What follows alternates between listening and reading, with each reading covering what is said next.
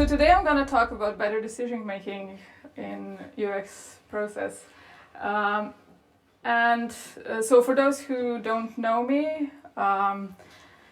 you now know that I worked in UX for about 10 years. I also am head of Screensaver School, where we teach other designers and other people that are interested in this field how to get around, how to get into the field. And I'm a UX strategist at Kaldi, where we do actually similar things to Infinum, just a little bit smaller scales. But before we go deep into the UX process and stuff, I want to start with the personal story. So one of my New Year's resolutions was connected to broccoli, that I want to lose some weight. And for the first time in my life, I enlisted the help of an app. So I downloaded Noom, N-O-O-M. I don't know if you are all bombarded by their ads or it's just me. So it fell on the fertile ground. And the premise of the app is, yes, no crazy diets, but we're going to teach you how to eat more healthy. Okay? So part of this education is also reading about different stuff from psychology, how we're doing decision makings, and so it's actually a very good app to learn about UX. Did you know that we actually have two people in each of us that make decisions for us? Yeah, I know you did psychology. Does anybody else that did not study psychology? I have also seen your lectures. Oh yeah, that's true, that's true. That's true. So, we have two people inside of us. The first one is the conscious one. The one that we usually think is in charge. And when we try to change our behavior, we said, oh yes, I'm going to decide, I'm going to do it, and like this is it. And then we fail. Why? Because there is another part, another person, we call it an elephant, actually. And the elephant is our unconscious. So it's him that makes you eat all the chocolate. So the conscious part is called the rider, and we would like for rider to be in charge. But there is a problem, because whenever you get really tired or you're having a bad day, your rider is no longer in charge. Okay? So, remember this guy? Since he was a little bit older, so when he was young, he had a bit more of fashion choices, but at some point he started wearing black turtleneck with blue jeans. Have you noticed it? Yeah. He's the same everywhere. Do you know why? He visited Japan. Yeah. He didn't want to bother with choice, they were more interested in it. Yes. So there's this theory, which I guess is true. The more decisions we have to make, the more tired we get. So he had important decisions to make, and he chose to eliminate things that he could, decisions that he could, so he could have more headspace. So there are preconditions, there are conditions that need to be set for us to make good decisions. And the first one is bandwidth. Bandwidth, headspace, we have to be in charge. Do you know how many decisions do we make per day regarding food alone? Give me a wild guess. Some days none, just eat. Everything you see? Okay, any guesses? 10? How much? 10. 10. 200 225 on average. It's just the decisions that we make regarding food. Crazy times. Okay, so we need to make space for our head to make good decisions. And we also need to do this in teams.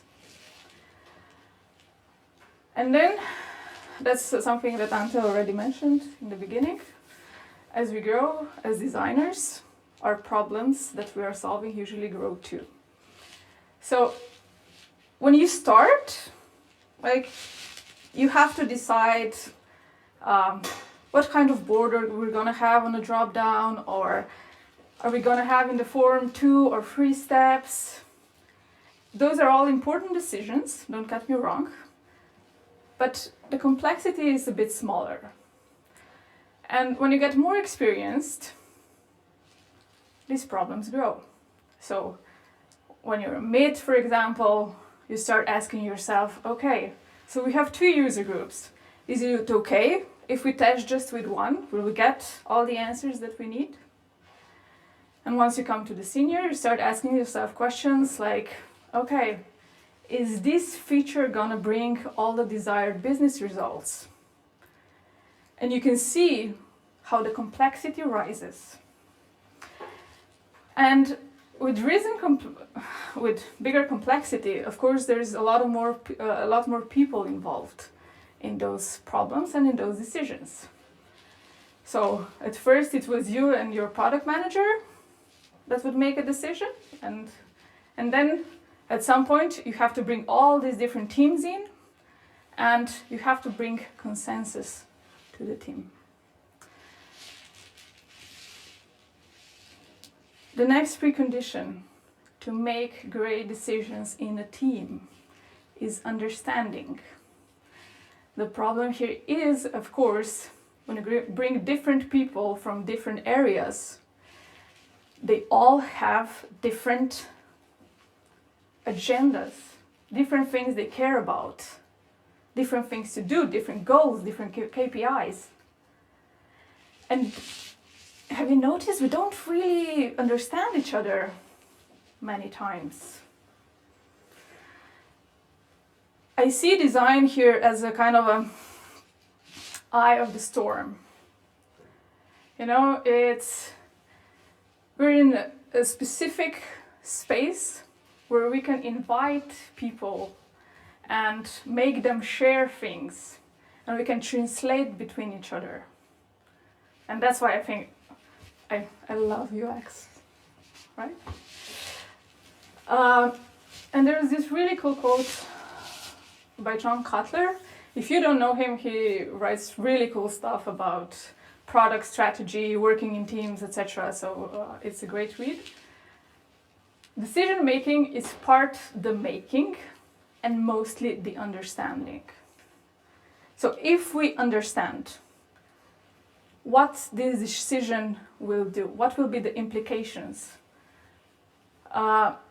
what is going to happen if we take this step in a team, if we can share this, then we can make good decisions. And of course, that's quite easier said than done. So, we have set the stage. Now we're going to talk about how we as designers, or everybody else, today what I'm talking about is not really a design topic per se. How can we help teams and ourselves make better decisions? Do you know this? Have you seen this? Who has seen this? Many times. This was drawn the first time in 70s. This is 50 years ago, and we still haven't solved the problem. It's something that I usually show to my students when we start talking about prototyping, because it's a good intro. But today I'm showing you this because it's actually a great data visualization. I could have stood here showing you nothing and just explain to you thing by thing by thing by thing. You would lost me 20 times. You would imagine something else. We would not see the same picture, right? And if I show you a picture, you know exactly, you can comprehend what it is when you just read it. When you see it, you know. And every next time you will see something similar, you will know this is it. So this is data visualization. And first of the methods or principles that I would like to tell you today is how important data visualization is. And when we talk about data visualization, we usually think about something like this. A lot of graphs, dashboards, things moving, like, you know, the hard data. But visualization is many things. User journeys. Visualizing each step of the way of a user. Storyboards. Explaining a concept with a few pictures so you really make it, and if I borrow Emmanuel's team, accessible. Because it's easier to understand when we see something. User flows. Not accessible for everyone. Not accessible for everyone, but there's a certain type of people who prefers this so much more than to high-fidelity prototypes. And they will be very happy if you make them one. Any kind of sketch that shows what you are trying to talk about. Because when we see things, we can understand things. And before I said that the precondition to make great decision making is understanding, no? So we need the common understanding. Paper prototypes. The best thing ever, the cheapest, the fastest, and the best thing to throw away and not feel bad about it. Heavily underused in our process, unfortunately. But this is me testing with a doctor, so the shit is legit. And I realized today, when I was trying to find like a pretty high-fidelity prototype here, just to put it, I realized I don't have any.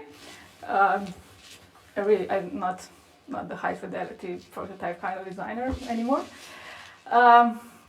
So of course, prototyping is also part of visualizing data. So any kind of means you have, use them well, but don't just use one. Use many. Mind what you have learned, draw it if you can.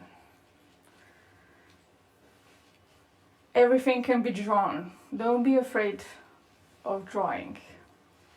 It's really weird how many designers actually are afraid to use a piece of paper and a pen.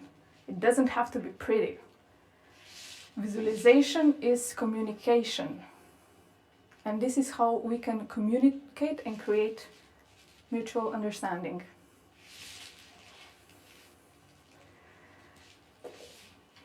Who here has been in a meeting where there was 7+ people and nobody really knew why I was there? There were 2 people talking, yeah, and nobody really, there was no action points at the end.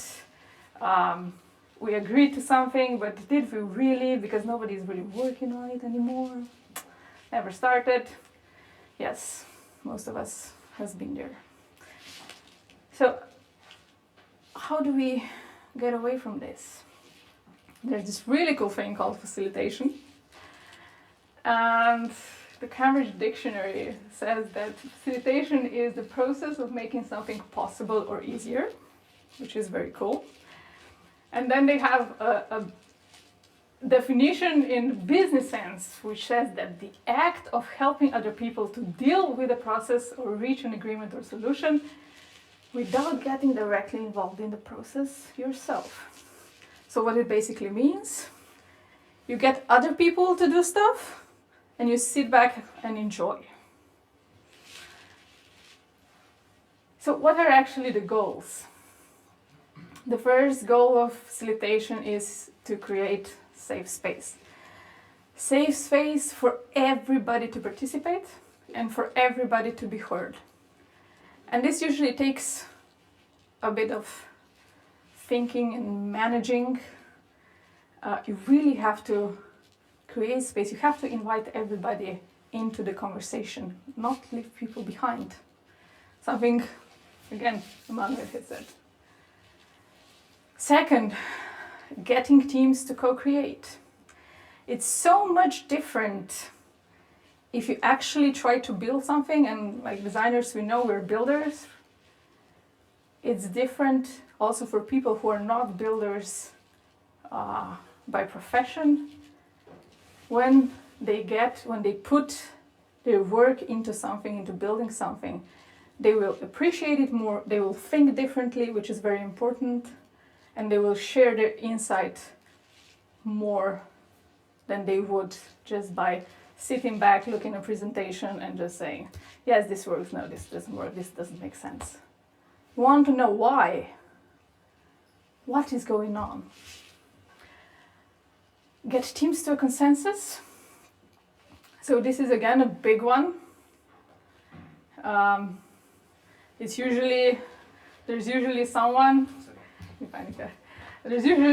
who says, yes, this is how it's going to be, and it's really hard to involve everybody, to invite everybody into the process and have this. But it's really important because we need different perspectives, and when we work on complex problems, we need to know what's going on in sales, we need to understand the aspect of support, we need to know the aspect of product, we need to understand. And if we get them to talk to each other, trying to build something together, not just talk. Talking is not the best thing. We talk too much. I talk too much. And the most important thing is you help them know what they don't know. We're so sure of ourselves and our knowledge, and it's really easy to dismiss what's going on the other side, what's going with another person, what are their goals, what are their needs. So this is something that we're trying to do. And I actually just remembered that I had an activity prepared that I was supposed to facilitate you in the beginning, but so don't be that guy. Okay? When you go into meetings, even if they are not your meetings, try to create space for everybody that's in that room. Okay. I wanted to show you a little bit how this looks in process, but I have a challenge for you. So, imagine you're working for a big enterprise, for a big company. They're the client.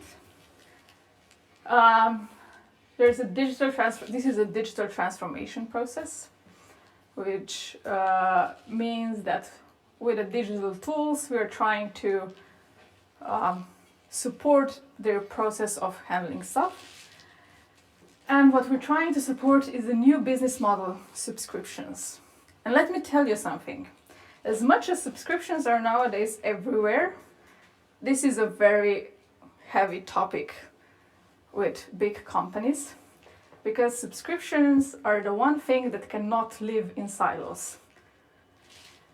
Subscriptions are something that go from finance to operations to support to product. Everybody has to be included. These are your teams that are included. How would you start? What would you do? Design sprint.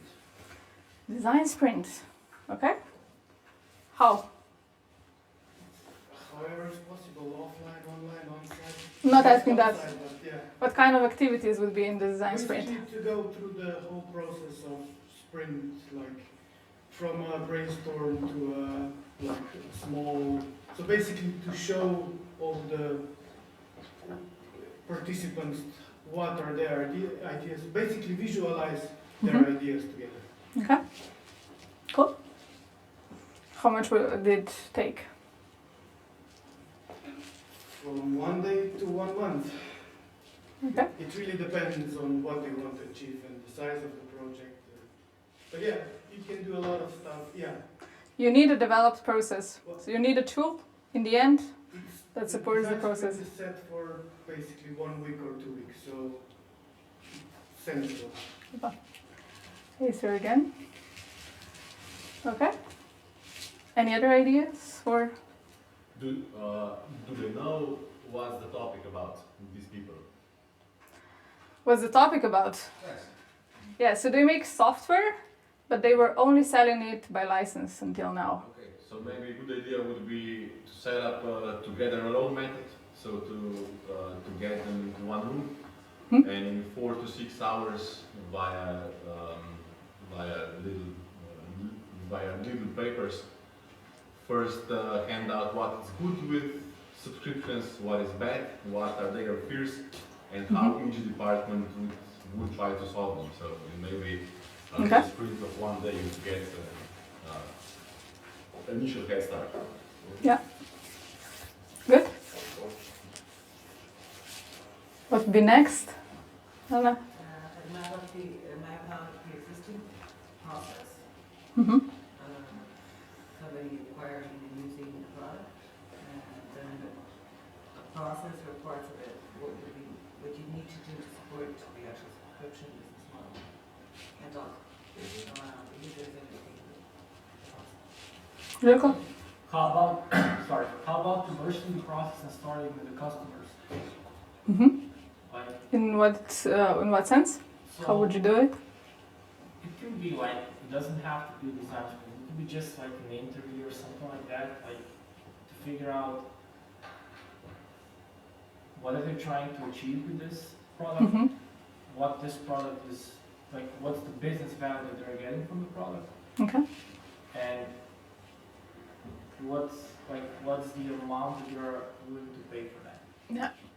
So Right. like, I would reverse it. Like I would start with the customer first. So this is an actual project that we did. We're still working on it at Kaldi. So we started actually with stakeholder interviews. And when you talk enterprise and so many departments, that's 20 people. And then bring everything together, and yes, we mapped out current processes and how they work to understand which systems are all inside, because the problem here is that you actually have to bring data from different systems and send data to different systems for everybody to be able to use them. Because if this could live in a bubble, that would be perfect, right? But that's not how it's supposed to be done. So one of the activities, they actually, what Jelko was saying, all this user research and the product side was already done by their product management and their UX team. But yeah, definitely need that to understand if this makes sense, because we're at it for 4 months, 5 months now, and it's still fun. So at some point what we did is we had the existing processes, but now we had to plan for future. And what I usually tell you in my lessons is don't make shit up, like map out what you know and what you find out on research, but here we needed some future perspectives. So we got together a team from person from UX, person from product, from marketing, from support. I forgot somebody. And we said, okay, let's map out future journeys. Like we knew what were the scenarios of sales, of how they are selling now. We assumed that it's going to be the same. And we said, okay, each person take a journey, take a scenario, and write down how it would look like. What would be the ideal future? What we ended up with was actually 5 journeys that we made during the workshop. And those 5 journeys were then presented among the teams and talked about on actual things. Like people saw what somebody was thinking and saying, and everybody could chip in, and it was very easy to see what is not going to work. We took two, which then influenced our wireframes, and we took those wireframes to be validated with customers, and those two were brought then to the finance teams, to the sales teams, to get more input, what's on their side, and how can this impact them. So, what can you do tomorrow? You can try out a new visualization tool. Like I've showed you a bunch of it. Just go and do a storyboard. It's so much fun, even if you can't draw. I promise.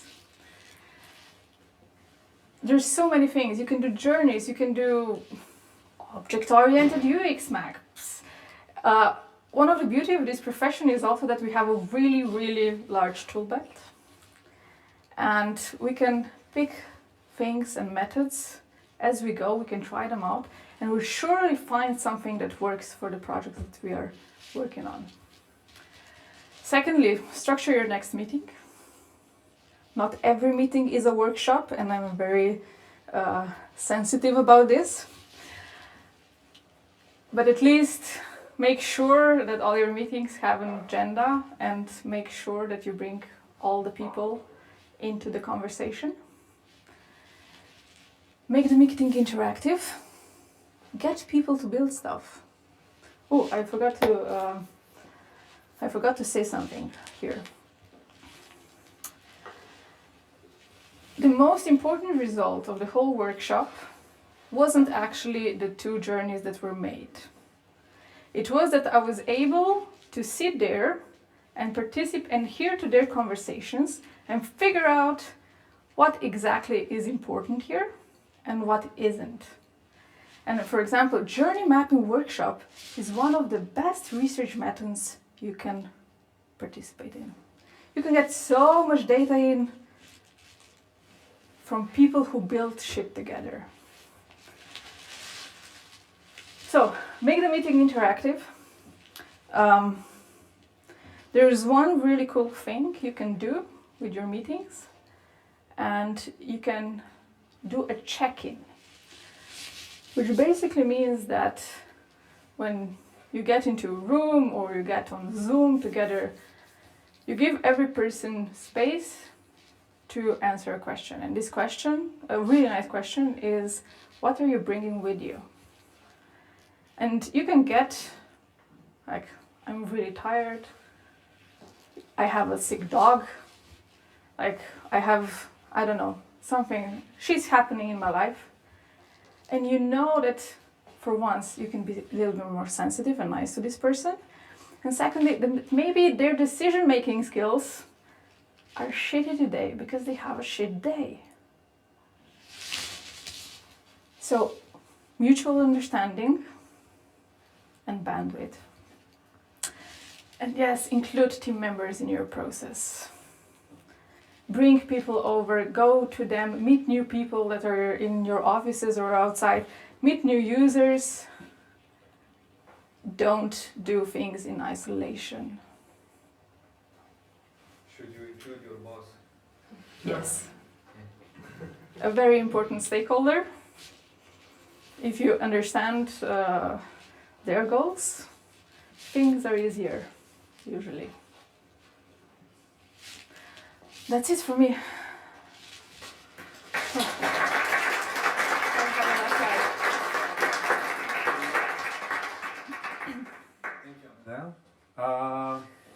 What questions do you have?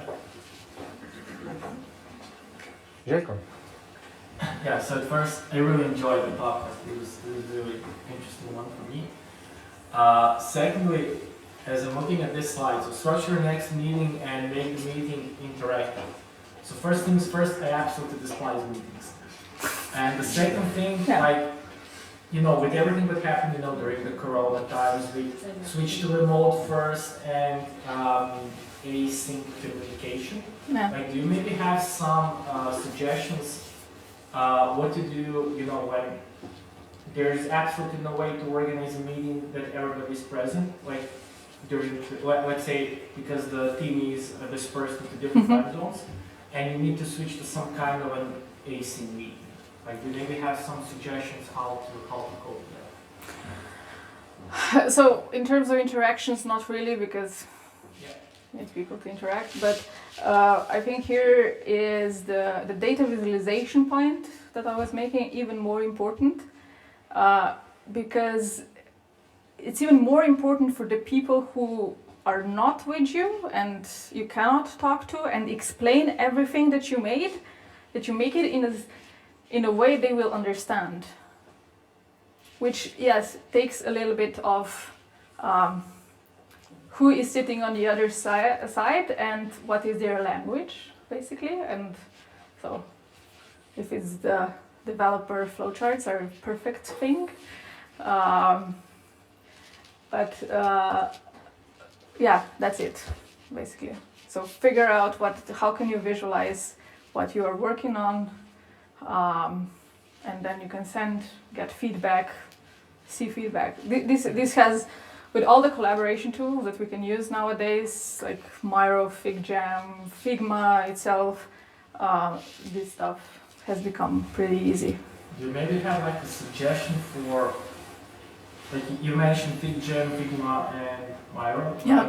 Like it's, let's say those are the tools that everybody is pretty much aware of when using it. Like, do you maybe have a suggestion for some tool that is unknown to the audience here, but you're maybe using it in day to day work? No, not really. I just, in terms of tools, I go with the flow. Yeah, I'm not really big on experiencing new stuff. Even we had to, like, when with the school we went everybody to Figma. It was really hard for me to go from Miro to FigJam, even though it's the same thing. But yeah.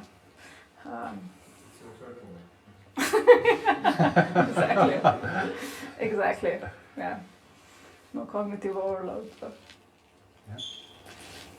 Any other questions?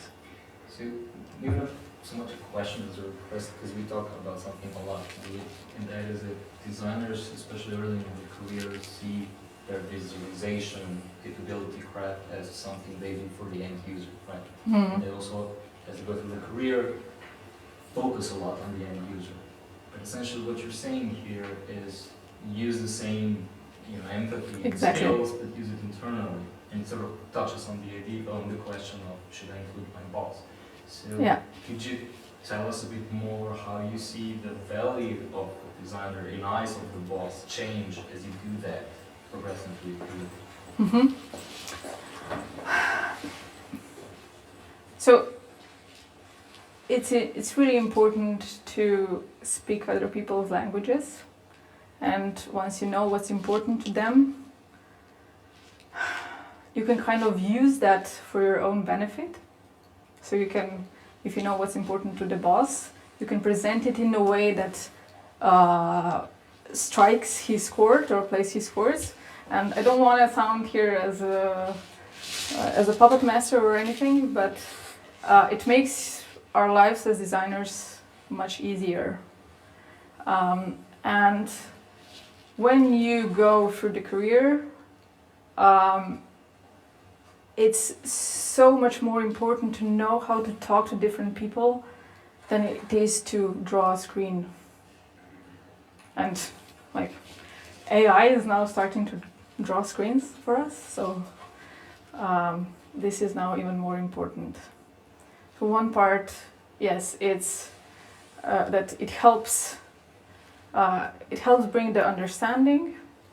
It helps you build things that are important and there's consensus around it.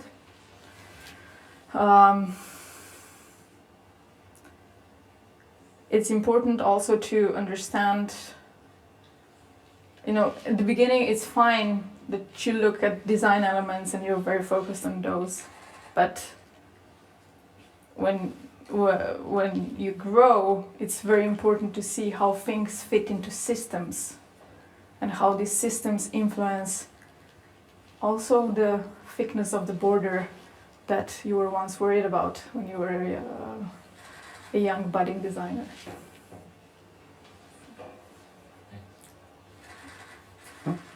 Zdaj prvo vprašanje, lahko v slovenščini? Lahko, hvala. Super, cool.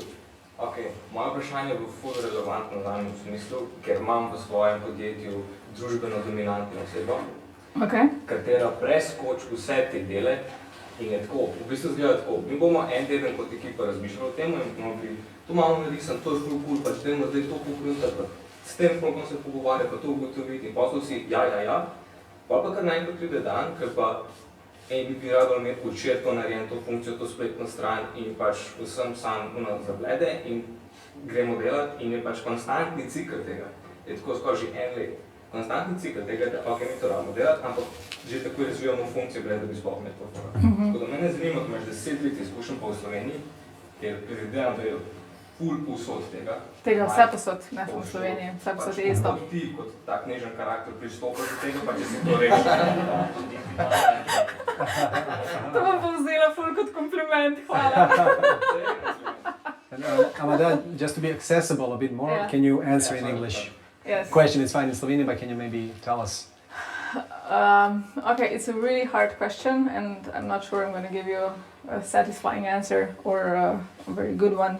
I'm really just interested if you were able to solve it and what was your reactions when you've come across these kinds of people, like, I don't know, clients, investors. Some people are just really hard to work with, and you try to do your best. And if this person you're talking about is your boss, I would suggest you look for something else.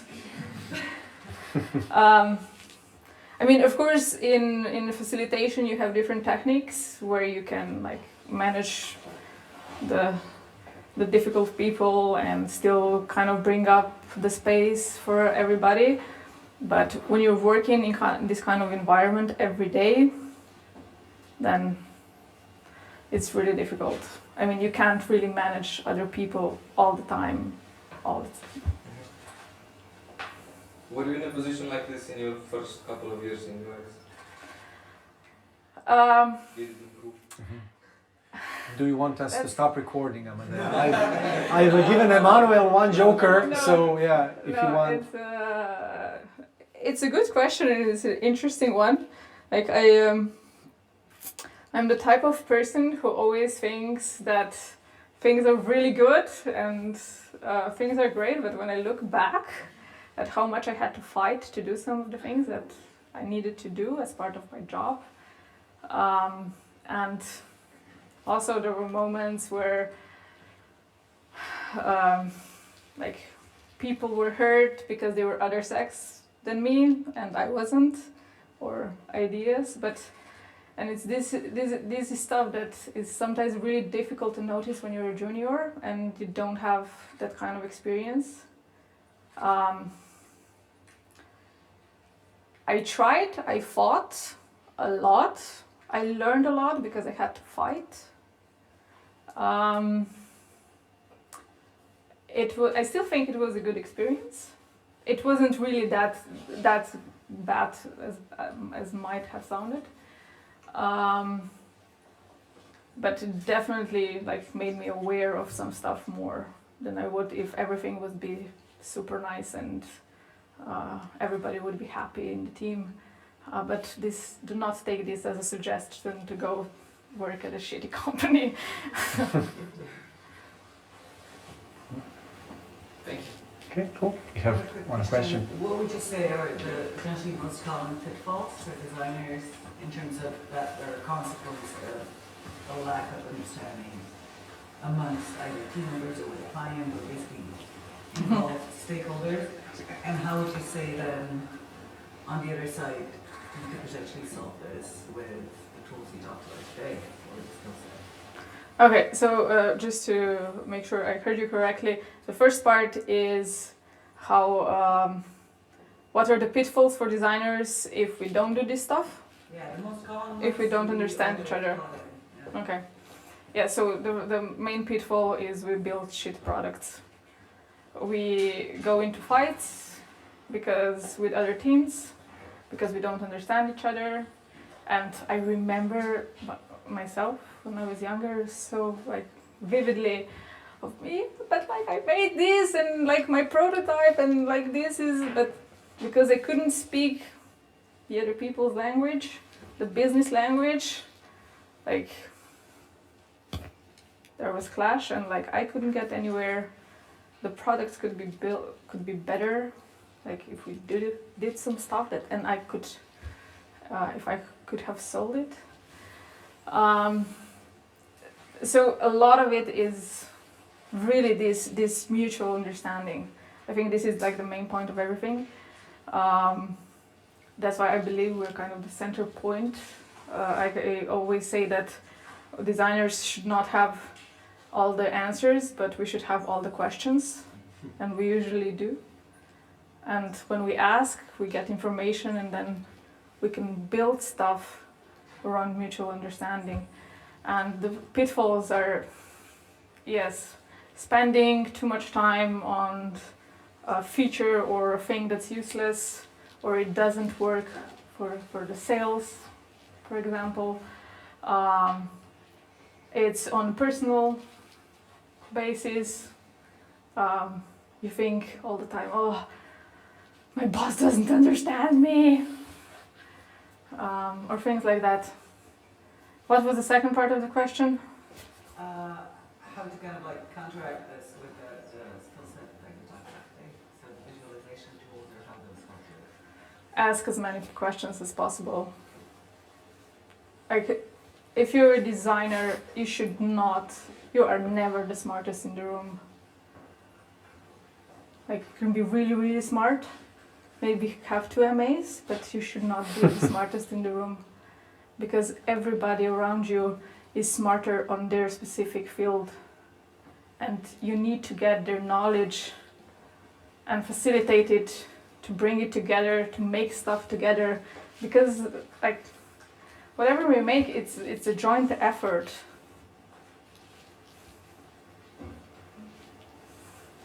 Okay. Veljko? Yeah, another question, sorry.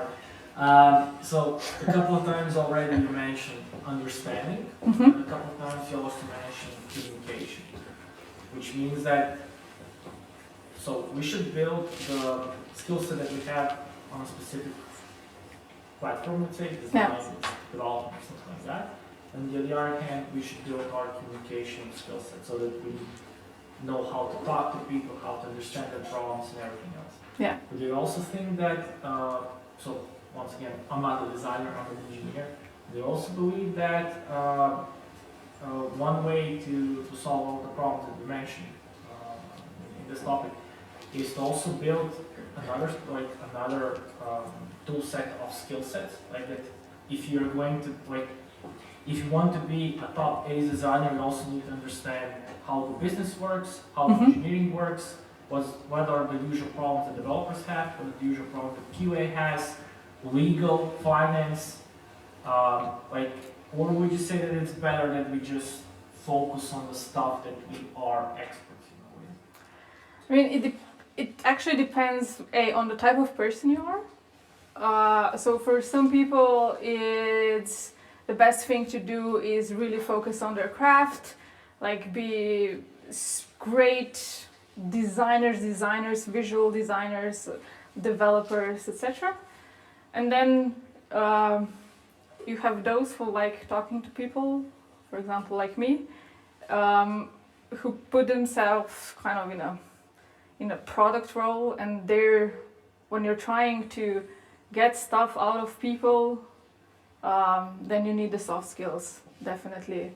And I don't think that you need to be an expert, like in another field or anything, but it helps if you have a basic knowledge of development.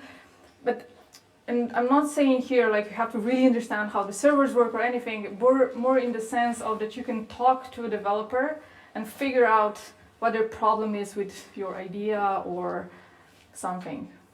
And if you can do for various people around you, then this can work.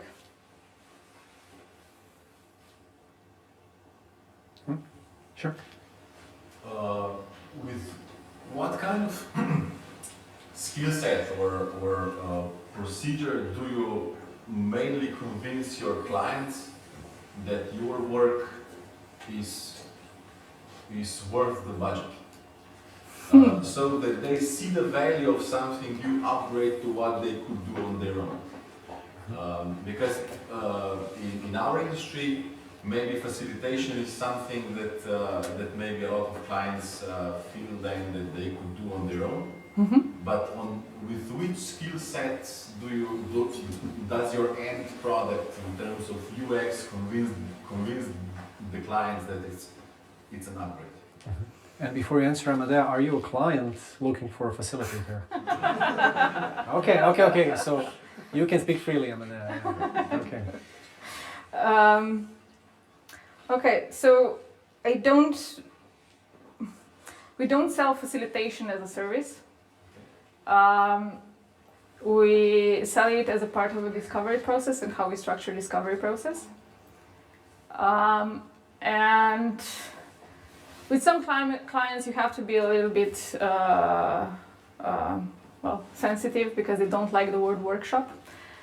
And it's really, I mean, there's two problems with that, but we can get into that after with some padding in hand. So what I was trying to say is facilitation is just, for me, is how I do stuff. And it doesn't really have to be something that's over the top and designed, and like we don't sell, for example, mentioned before, design sprints. But we bring in facilitation or workshops when we need them, when we see fit. So we also have the boring meetings when we sit around, but at least we try to open up a mirror board, and when the client starts talking, we start like drawing some squares and something. So for the people who are terrified of workshop or had really bad experience with it, yes, then we just don't mention it. We actually never mention it as a kind of, this is how we do it. We just say, okay, this is going to be discovery process. We'll have so many of these meetings, and then we lead. And once you start, it's really easy. Just you, at least in the beginning, you kind of have to not make it too playful, because then sometimes people get scared. But whenever they see like, okay, so we're building a process, and they see, oh, okay, this is moving and this is working on our specific topic, then they get quickly okay. And just, I don't mean that the workshops cannot be playful. Don't get out of this. Because without play, there is no innovation or anything. And if they want innovation, you need to get creative, and creativity is play. What I think you're trying to say is don't try to like sell it or oversell it, or like Yeah. focus on giving it a name and act like an agency pushing some methodology. Like be on. Exactly. Yeah. Share a screen, just start doing something, and people see it works, and they'll be like, hey, next time I'm there, can you do it again? Yeah. And I would prepare in advance. So, for example, what I showed, we had a general consensus on that we're going to do a few types of workshops. We were very lucky because they have a really good UX in-house team, so they were very open to all of these suggestions. But I usually prepare in meetings at least something visual that we can look at, and so we're not just talking. And I think that's the start. And it could be anything, right? It can be a few post-its.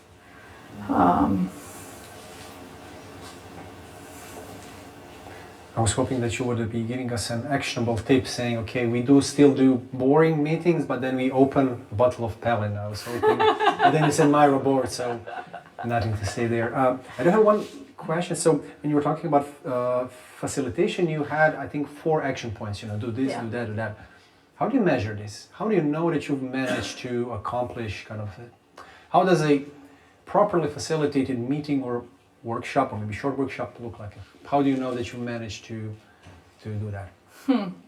That's a good question. I've been saving it. I've been saving it the whole time. When I saw your presentation, okay, this is what I'm going to ask. Yes. So first, I would not describe myself as a master facilitator. I know people who do this amazingly well, and I'm not even close. But I measure it in terms of how happy the team is with the result. How many, well, not in numbers, but how many things did we find, and how good was the conversation around it? Because the point is to have a structured conversation.